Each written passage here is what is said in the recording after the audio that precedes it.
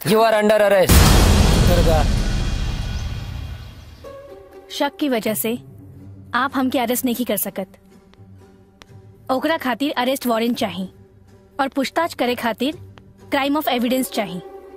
और जहाँ तक हमरा के लागता ये दोनों में से रउआ लगे कुछ ना होई। जब हमके तोरा पर शक भइल तना लागल कि तू गुनहगार हो, पर आज तोरा अकलमंदी देख के हमार मन कहा था गुनहगार तू ही बाड़ो।